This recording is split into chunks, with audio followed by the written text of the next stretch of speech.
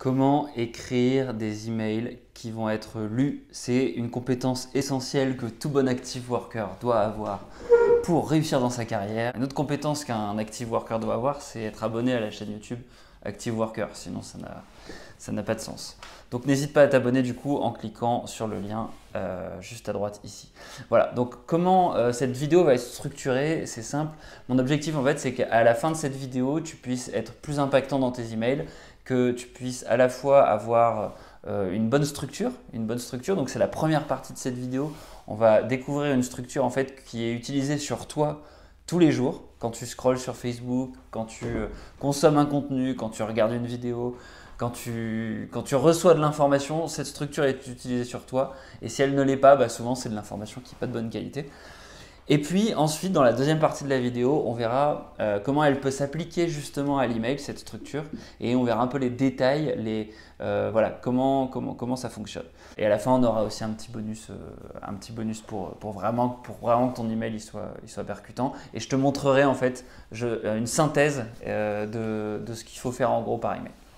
Alors, donc d'abord, la structure à utiliser pour que tes emails soient impactants. Cette structure, elle s'appelle AIDA. A-I-D-A, et elle est utilisée vraiment dans tous les contenus marketing que tu rencontres. Donc, tu prends ton réseau social préféré, donc n'hésite pas à le mettre en commentaire.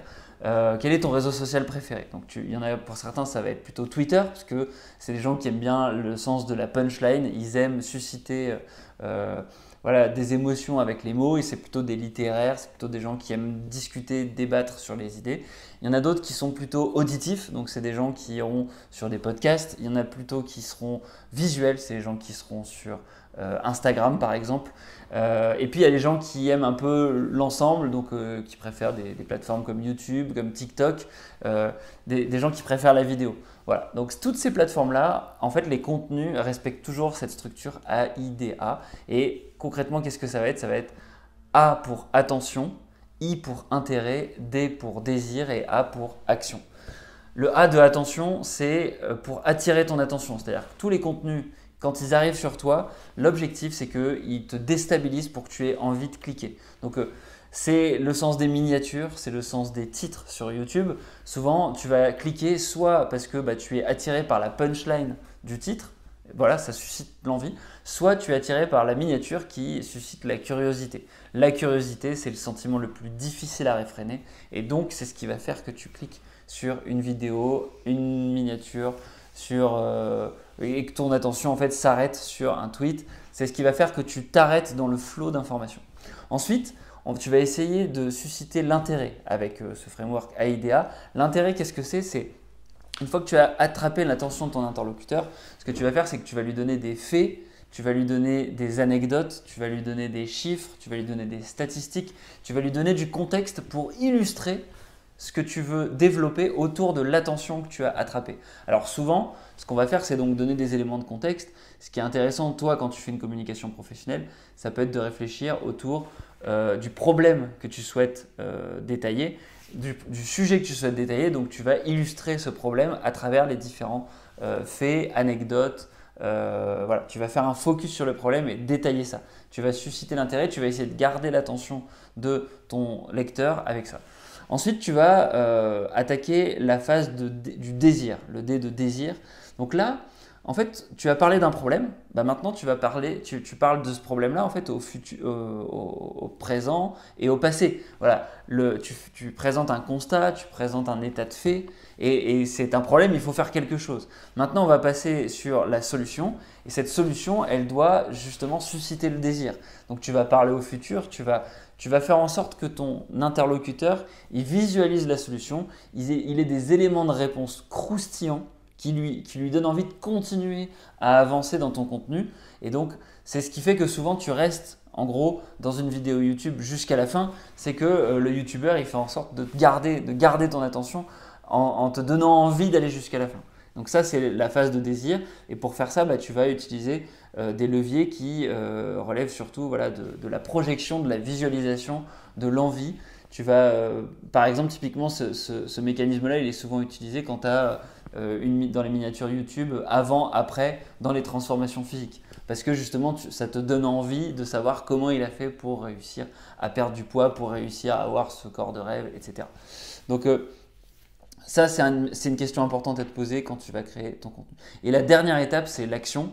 L'action, le call to action, c'est qu'est-ce que j'ai envie de te faire faire. Donc classiquement, dans une vidéo YouTube, ça va être le like. Voilà, n'hésite pas à liker cette vidéo si elle te plaît. N'hésite pas à la partager si tu connais des gens qui sont nuls pour écrire leur email. Tu te dis, bah tiens, ça va pouvoir t'aider. Des gens notamment qui débutent leur carrière et puis qui ne sont pas très forts pour écrire leur email, tu leur partages cette vidéo.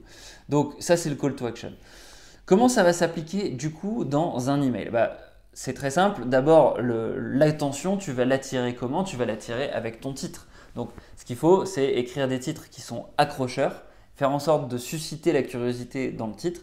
Souvent, une bonne manière de faire, c'est de poser une question. Parce que dans le monde professionnel, c'est difficile d'utiliser des mots chocs, des mots qui suscitent l'émotion trop forte, parce que tu es dans un contexte professionnel, tu ne vas pas non plus faire trop du putaclic. Tu ne peux pas évoquer des sujets qui suscitent un peu la controverse dans un mail professionnel, ça n'a pas forcément de sens. Par contre, voilà, évoquer une question et faire en sorte que ton mail réponde à cette question-là, ça peut être intéressant. Ou évoquer une question qui suscite la discussion, qui donne envie en gros à ton interlocuteur d'ouvrir pour découvrir ce que tu as à lui raconter sur le sujet. Voilà, donc ça c'est simplement une suggestion. Ensuite, tu vas évidemment, il y a les formules de politesse qui s'appliquent aux emails bonjour, etc. Ça c'est plutôt classique, le bonjour et la signature. Maintenant la question c'est qu'est-ce qu'on met entre les deux avec ce framework AIDA? D'abord, tu vas pouvoir susciter l'attention de ton interlocuteur avec ta première ligne, avec ton accroche. C'est-à-dire que tu peux commencer par détailler un petit peu ce que tu commences à expliquer dans ton titre, en évoquant tout de suite le problème ou tout de suite la conclusion. Moi, je pense que c'est une bonne chose de souvent délivrer le message que tu souhaites délivrer dans la première ligne de ton email. Ça ne veut pas dire que tu es obligé de tout détailler d'un coup, mais dire voilà, concrètement, pourquoi tu envoies cet email-là, qu'est-ce que tu souhaites délivrer comme message, et la suite de ton email, ça vient en argumentaire de ce message-là. Parce que souvent, quand on rédige, notamment dans le cadre de l'éducation, dans le cadre de l'enseignement supérieur, dans le cadre du français aussi, quand on va faire des dissertations, on est habitué à faire intro, partie 1, partie 2, partie 3, conclusion. Et donc, en fait, on va délivrer le message à la fin, en conclusion, une fois qu'on a tout argumenté. Dans un contexte professionnel, c'est différent. Toi, ce que tu cherches à faire, c'est être efficace. Donc, autant délivrer ton message, ta conclusion tout de suite. Ton chef, il n'a pas envie que tu lui fasses une dissertation sur comment résoudre tel problème. Il préfère que tu lui donnes tout de suite la solution et ensuite, tu lui expliques pourquoi c'est la bonne solution. Donc, l'accroche, tu peux présenter tout de suite ta conclusion et éventuellement évoquer le problème que tu as. Ensuite, tu vas détailler l'intérêt. Tu vas susciter l'intérêt de ton interlocuteur une fois que tu as attiré son attention sur le problème. Qu'est-ce que tu vas faire? Tu vas détailler le problème, tu vas donner des faits, donner des constats, tu vas évoquer le problème, tu vas donner des statistiques, tu vas susciter l'intérêt. Tu peux aussi faire des bullet points. Dans un email, c'est souvent intéressant d'avoir des bullet points parce que ça permet vraiment de structurer la pensée. D'abord, toi, ça te permet de structurer ta pensée et ton interlocuteur, lui, ça lui permet de voir très très vite où est-ce que tu veux en venir et de lire ton email plus rapidement. Donc, essayer d'avoir des phrases courtes, essayer d'éviter les paragraphes qui sont trop détaillés. Aller à l'essentiel, c'est une bonne manière de susciter l'intérêt et de garder l'attention de ton interlocuteur, de garder son intérêt. Ensuite, ce que tu vas faire, c'est que tu vas chercher à susciter le désir. Donc là, tu vas évoquer les solutions, tu vas lui proposer différentes options. Donc tu peux utiliser les mots comme scénario, comme j'ai pensé que, comme par rapport à tout ça, voilà ce que je propose. Et voilà, essayer d'être problem solving, de proposer des solutions, proposer des alternatives, essayer d'évoquer différentes options. Et puis à la fin, le call to action, c'est super important d'avoir un call to action qui est précis et susciter du coup des call to action.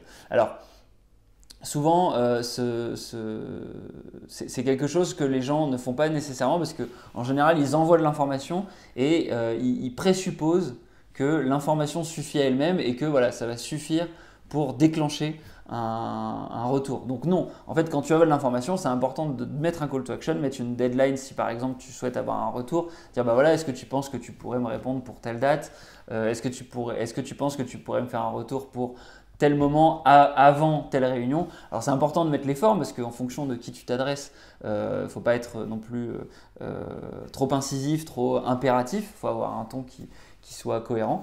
Et voilà. Donc du coup, pour résumer tout ça, je t'ai fait un screenshot d'un email avec tous les conseils que j'ai pu te donner là. Le point important, le bonus si tu veux, c'est le PS. Souvent, quand on écrit un email, on ne pense pas forcément à faire un post-scriptum, un PS, tout simplement parce que ce n'est pas vraiment une habitude professionnelle, mais c'est assez malin à faire parce que le PS, c'est quelque chose que les gens vont voir tout de suite. Quand ils vont parcourir ton email rapidement, ils vont voir le PS. Un autre élément bonus que je te donne, c'est essayer de faire en sorte que tes mails ils soient suffisamment courts et qu'ils respectent la ligne de flottaison d'un téléphone ou de la fenêtre de ton ordinateur. Donc l'idée c'est de faire en sorte que tes mails soient suffisamment courts pour que si la personne l'ouvre avec son téléphone, elle puisse tout lire en une fois. Donc ce n'est pas toujours applicable, parfois on a plus d'informations à mettre, mais quand tu y arrives c'est intéressant parce que du coup tu t'assures que ta communication elle est lue en une fois et justement le PS il sera lisible tout de suite. Voilà, donc ça c'était le bonus pour toi public. Donc voilà, si cette vidéo t'a plu, n'hésite pas à la liker, n'hésite pas à la partager et puis surtout n'hésite pas à t'abonner pour de prochaines vidéos. Moi je te dis à bientôt, ciao ciao.